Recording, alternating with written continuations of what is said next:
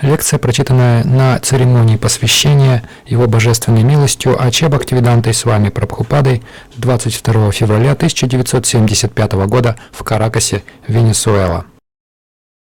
Ladies and gentlemen, devotees and boys and girls, so it is a great opportunity to see the beginning of initiation or how to begin the understanding of God. This is called initiation. Дамы и господа, юноши и девушки, сегодня вам выпала возможность посмотреть, как начинается путь постижения Бога. Это называется посвящением. This evening we are discussing with some learned psychiatrists to solve the problems of the world. Сегодня вечером мы разговаривали с одним ученым-психиатром о том, как решить проблемы мира.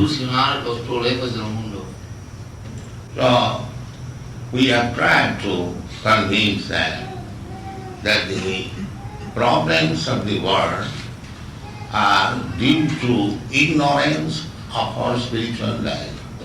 Мы пытались убедить их в том, что проблемы мира вызваны невежеством относительно духовной жизни.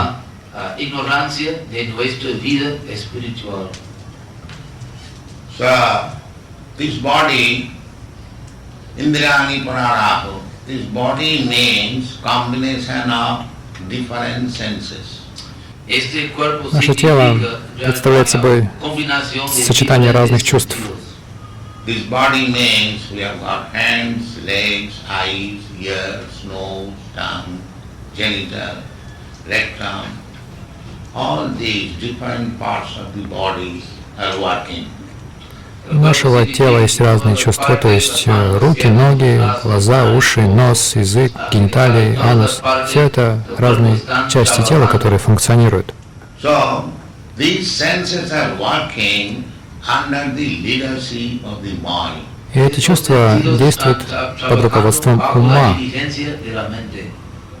And the mind is activated by intelligence. А ум приводится в действие разумом. And behind the intelligence there is soul. Но выше разума находится душа. That is stated in the Srimad Bhagavad Gita. Indriyani pararahu, indriyabha paro mana, manasastu paro buddhi, buddhistu ja para sa. So, we have to take information from authoritative scriptures. Об этом сказано в Шримад Бхагавад-гите, и мы должны получать знания из авторитетных текстов. So, the body is made of 5 material elements: earth, water, air, fire and ether. Так, тело состоит из 5 материальных элементов — земли, воды, воздуха, огня и эфира. The mind is still finer than the ether. Ум более тонок, чем эфир. And intelligence is still finer than the mind. А разум еще тоньше ума. And the soul is still finer than the intelligence. И душа еще тоньше разума. So generally, we are on the bodily platform. Обычно мы находимся на уровне тела. They are called karmis. Таких людей называют карми. Bodily platform means that everyone is working for the bodily comfort. Уровень тела означает, что все трудятся только ради того, чтобы окружить тело удобствами. Bodily comfort means how to eat nicely, how to sleep nicely, how to have sex nicely, and how to defend nicely. Удобство тела состоит из возможности хорошо поесть, хорошо поспать, иметь возможности для хорошего секса и средства защиты.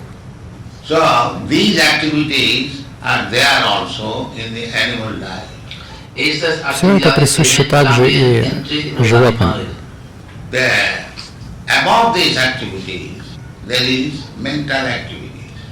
Но деятельность на уровне ума выше телесной деятельности.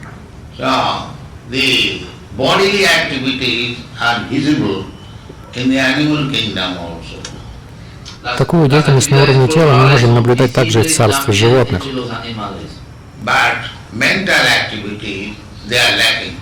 Но деятельности на уровне ума животным не хватает.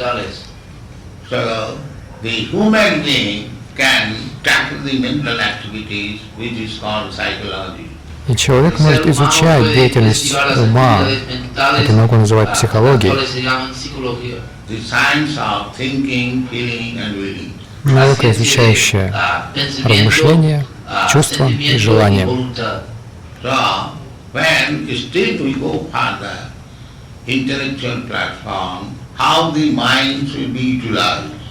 Когда же мы идем еще дальше, на интеллектуальный уровень, там мы будем разбираться, как можно использовать ум.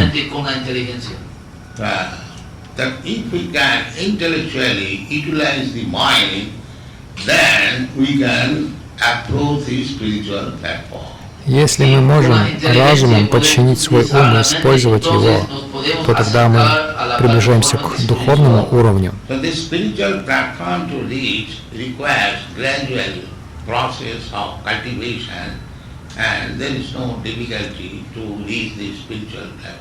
И чтобы достичь духовного уровня, нужна практика постепенного продвижения, и духовного уровня достичь отнюдь не трудно.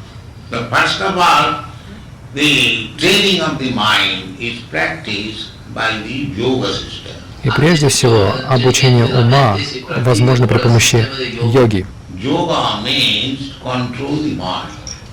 Йога значит контроль ума.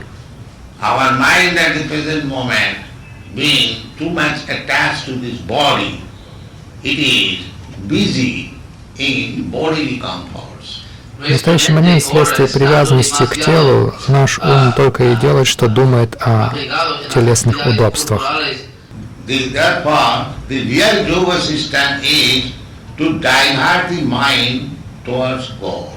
Поэтому подлинная система йоги направлена на то, чтобы направить ум к Богу.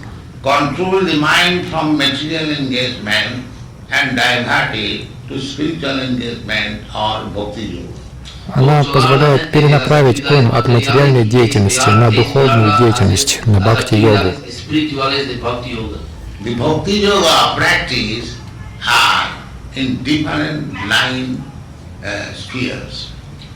Практика бхакти-йоги делится на 9 разных сфер.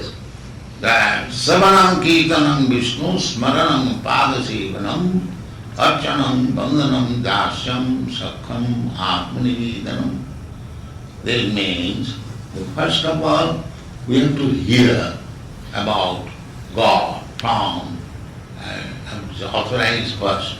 Это означает, что прежде всего мы должны слушать о Боге от авторитетных учителей.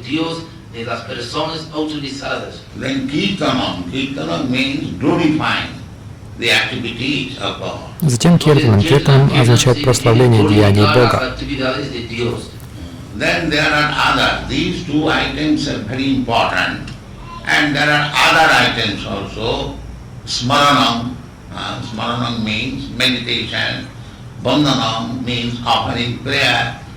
So smaranam, bandhanam, dasyam, archanam. Archanam, this is deity worship. There are other items also. In this way, there are 9 items. Помимо этих двух элементов, которые очень важны, есть и другие. Ванданам, то есть вознесение молитв, смараном, ванданам, дасим, арчанам. Арчанам значит поклонение божеству. Есть и другие элементы. Всего их насчитывается 9.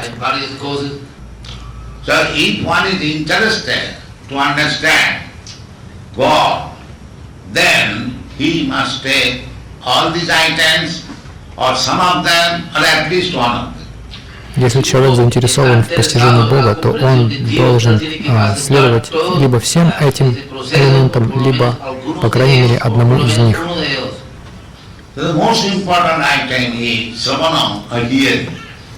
Итак, самый важный элемент — это шравана или слушание.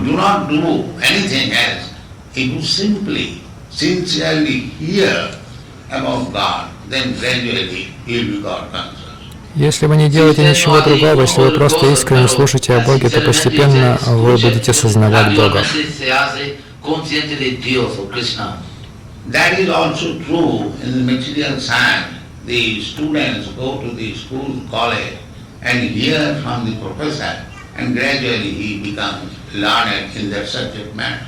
Это справедливо и в материальной науке. Ученики поступают в школу, в колледж, слушают там профессора и постепенно усваивают предмет, осваивают науку. Especially in this age, Sravanam or hearing is very, very important. Но в этот век особенно шраванам или слушание очень-очень важно.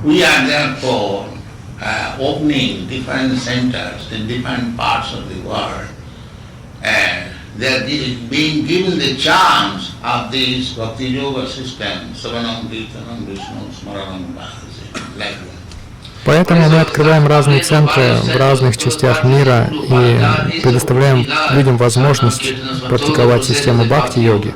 So all these devotees present here, they are not Indians. I have not brought them from India.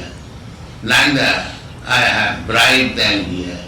But by hearing only, they are now coming to God consciousness and devotee. Итак, все эти преданные, присутствующие здесь, они не индейцы, я их не привез из Индии, я их и не подкупал здесь. Но просто благодаря слушанию они сейчас приходят к сознанию Бога и становятся преданными.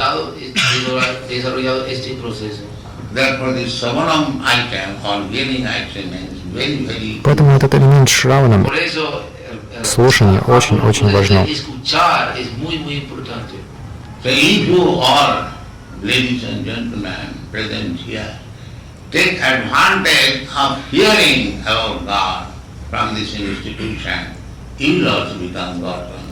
Так что если вы все, дамы и господа, присутствующие здесь, воспользуетесь возможностью слушать о Боге в этом обществе, то вы также станете сознающими Бога.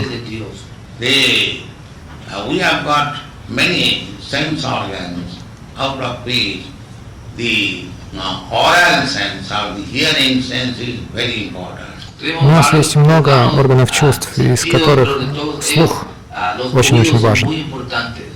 Therefore, for spiritual understanding, we have to use these ears. Поэтому, чтобы постичь духовную науку, нам нужно пользоваться своими ушами. So, therefore, the Vedic literature is called Shruti. Shruti means to receive the knowledge by hearing. Поэтому ведические тексты называются шрути. Шрути значит получение знания на слух. Our process, or the Vedic process, is that Satang Prasangam Mama Vita Sambhita Bhavanti Ritkana Rasayana Katha. If one lends his oral reception of spiritual knowledge through the authorized person, devotee, then there is a test in spiritual life. Если человек воспользуется своим слухом, чтобы получать духовные знания, выслушивая авторитетных учителей, то тогда такой преданный испытывает вкус в духовной жизни.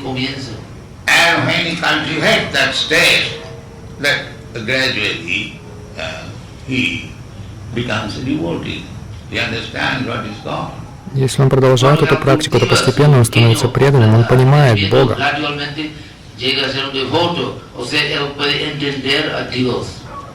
Another place, Srimad Bhagavatam, Brahma recommends, Jnane prayasam udapasa namanta eva sanmukuritam bhavadiyavatam sthane sthita sudhigatam tanuvam manovi jit prayasa adita jitapasi taistita. The fact is, God is called Ajit. Nobody can conquer him. В другом месте в Шримад Бхагаватам Брахма рекомендует факт в том, что Бога называют Аджита, то есть никто не может победить его. But any person who gives us this process of mental speculation, That means God may be like this, perhaps God is like this, perhaps this, perhaps this. These are for mental speculation. We have to give up this mental speculation. Jnani prayasam, and endeavor in mental speculation should be given up. Но те, кто отказались от умозрительных рассуждений, то есть от фантазии, что Бог, возможно, такой или, возможно, такой, это все умозрительные рассуждения. Мы должны от этого отказаться.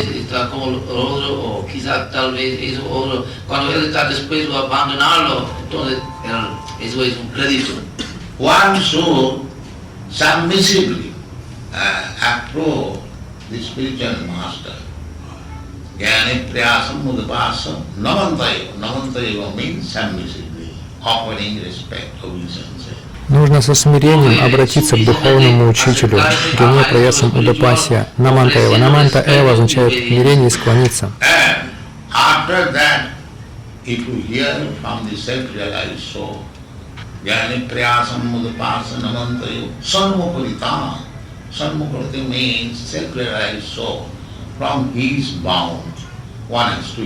И тогда, если вы слушаете осознавшую себя душу, санмукаритам, значит, душа, осознавшая себя, вы должны слушать слова, исходящие из его уст.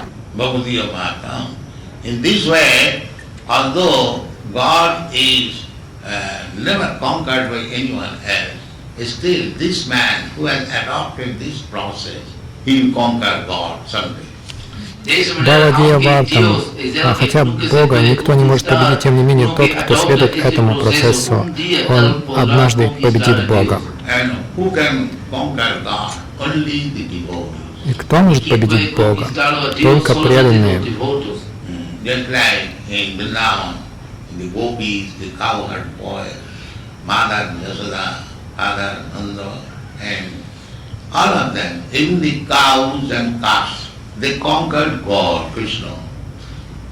Как во Вриндаване, гопи, пастушки, мама Ешода, отец Нанда и все они, коровы и телята, они покорили Бога, Кришну.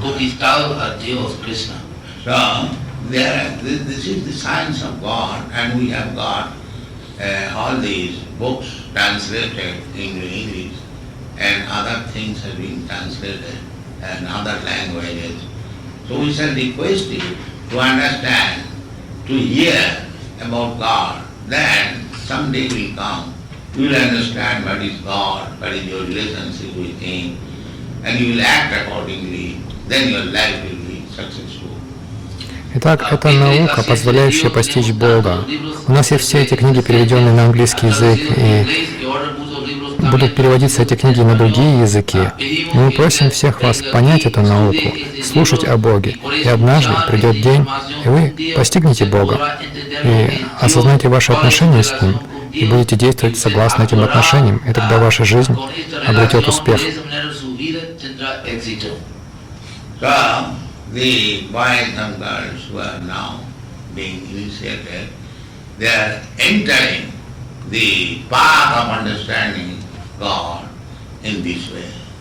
Итак, те юноши и девушки, которые сейчас будут получать посвящение, они вступают на этот путь постижения Бога.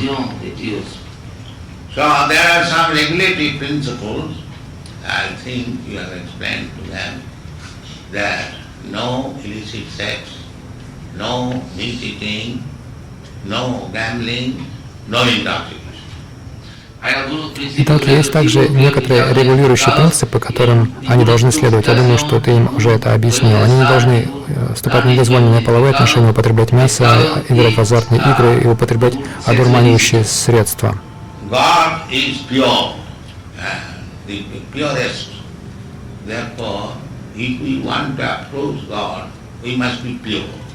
Бог самый чистый, поэтому если мы хотим обращаться к Богу, мы должны быть чистыми. Just like without high temperature, nobody can enter into the fire. Similarly, God is the topmost temperature. We must acquire the temperature, then we can enter into the kingdom of God. Так, не будучи нагретым до высокой температуры, никто не может войти в огонь. И точно так же Бог Это самая высокая температура. И мы также должны достичь такой же температуры, и тогда мы сможем вступить в Царство Бога.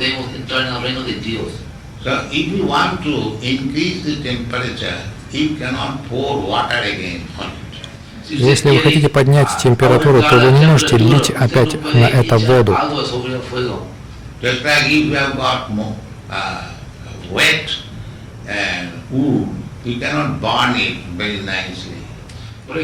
Например, если у вас сырые дрова, они не будут гореть как следует.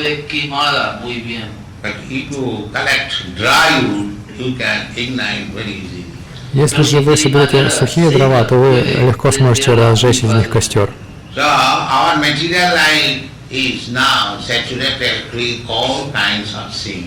И сейчас наша материальная жизнь насыщена всевозможными грехами. И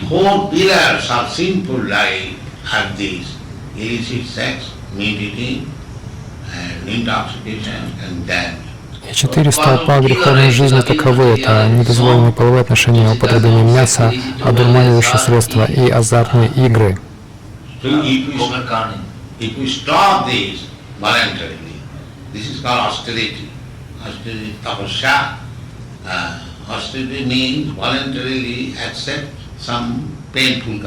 Если мы все это добровольно прекращаем, это называется аскезой, то есть, когда мы добровольно идем на какие-то неудобства.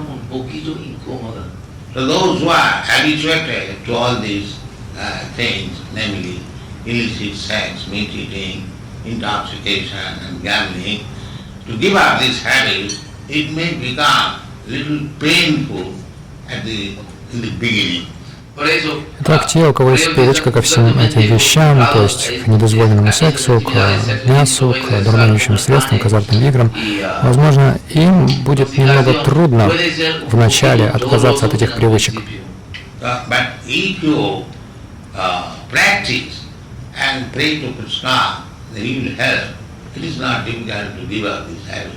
Но если вы практикуете и молитесь Кришне о помощи, то вам не трудно будет оставить эти привычки.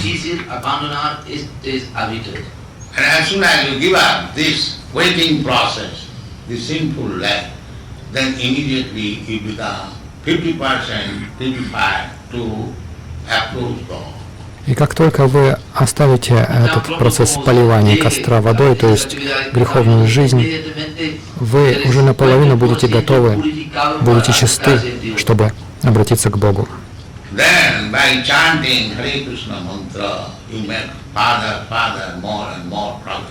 И тогда, благодаря повторению Харе Кришна мантры, вы будете все дальше и дальше продвигаться.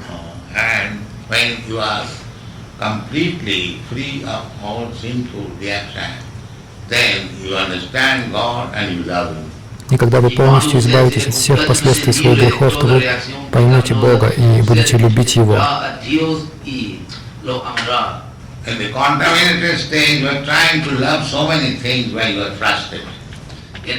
Находясь в оскверненном состоянии, вы пытаетесь любить столько всего, но вы разочаровываетесь.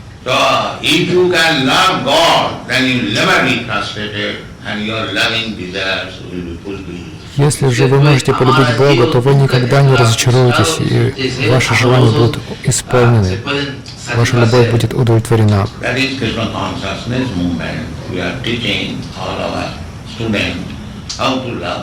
Для этого и существует движение сознания Кришны. Мы учим всех наших учеников любить Бога. Хорошо. Теперь вы можете продолжать церемонию.